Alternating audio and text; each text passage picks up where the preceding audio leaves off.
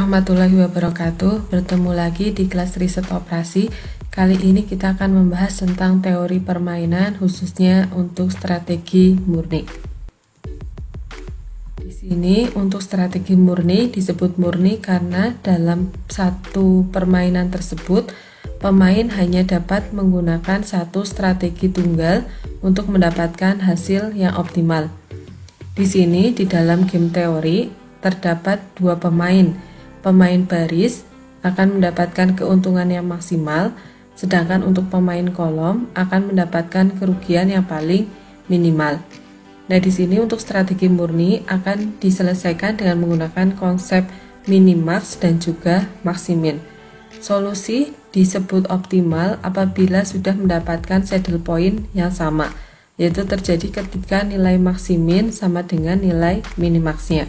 Contoh kasus, di sini ada dua perusahaan yang bersaing untuk mendapatkan keuntungan dari pangsa pasar yang ada. Sebut saja perusahaan A dengan dua strateginya dan juga perusahaan B dengan tiga strategi unggulannya. Nah, perusahaan A memiliki strategi harga murah, saya lambangkan dengan S1, dan juga strategi harga mahal, saya lambangkan dengan S2.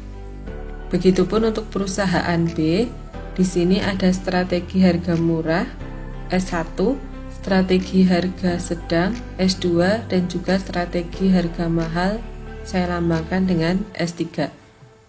Nah, untuk perusahaan A, di sini adalah letaknya sebagai pemain baris. Maka perusahaan A ini adalah perusahaan yang mengalami keuntungan. Sedangkan perusahaan B adalah dia pemain kolom. Maka perusahaan B adalah perusahaan yang mengalami kerugian dalam permainan game teori ini. Nah, saya berikan contoh untuk aplikasinya. Jadi di sini apabila perusahaan A menggunakan strategi harga murah dan dibalas dengan menggunakan strategi harga murah juga untuk perusahaan B, maka di sini di titik pertemuannya ada angka 1, artinya perusahaan A akan mendapatkan keuntungan sebanyak 1 satuan apabila menggunakan strategi harga murah, dan perusahaan B akan mengalami kerugian juga sebesar 1 apabila menggunakan strategi harga murah. Nah, yang menjadi pertanyaan untuk strategi murni adalah strategi mana yang paling optimal untuk perusahaan A, begitupun untuk perusahaan B. Untuk langkah penyelesaiannya, di sini kita menggunakan konsep maksimin untuk pemain baris. Di sini untuk pemain baris perusahaan A, pilih nilai yang paling kecil untuk setiap barisnya. Jadi di sini ada 1, 9, dan juga 2, maka nilai terkecilnya adalah 1. Kita tulis di sini 1.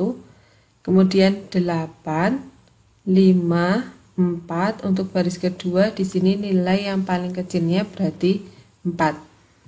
Nah, di sini nilai maksimin berarti nilai yang paling besar dari nilai-nilai terkecil tersebut. Jadi di sini selanjutnya dari dua nilai terkecil tersebut pilih nilai yang paling baik atau yang paling besar. Jadi di sini dari angka 1 dan angka 4 kita bandingkan yang paling besar, berarti di sini nilai maksiminnya adalah 4. Oke. Kemudian langkah yang kedua, kalau tadi kita bermain di pemain baris, sekarang kita ke pemain kolom atau perusahaan B. Perusahaan B di sini dikenakan konsep minimax. Berarti di sini pilih nilai yang paling besar untuk setiap kolomnya. Jadi di sini untuk kolom S1 kita pilih yang paling besar antara 1 dan 8. Kemudian 9 dengan 5, maka yang paling besar adalah 9. 2 dan 4, berarti di sini yang paling besar adalah 4. Kemudian kalau sudah kita terapkan nilai minimax, berarti nilai paling kecil dari nilai-nilai terbesar tersebut. Jadi dari 8, 9, 4, kita pilih yang paling kecil adalah 4. Oke. Kemudian tadi dinilai maksiminnya juga tadi nilainya 4. Maka di sini kita sudah memiliki nilai minimax sama dengan nilai maksimin. Maka saddle point sudah diperoleh. Dari langkah kedua ini kita sudah mendapatkan solusi yang optimal. Nah, untuk kesimpulannya di sini kalau kita perhatikan angka 4 diperoleh dari sini. Kalau kita tarik mundur berarti dari kolom S3 untuk perusahaan B dan juga S2 untuk perusahaan A. Ini angka 4-nya dari sini, kemudian yang B juga dari titik yang sama. Jadi di sini saddle point-nya diperoleh dari kolom yang sama. Nah, di sini artinya pemain baris dan pemain kolom sudah memiliki nilai yang sama untuk strateginya, yaitu nilainya 4. Artinya perusahaan A akan memperoleh keuntungan maksimal dengan menggunakan strategi harga mahal. Tadi angka 4-nya diperoleh dari S2.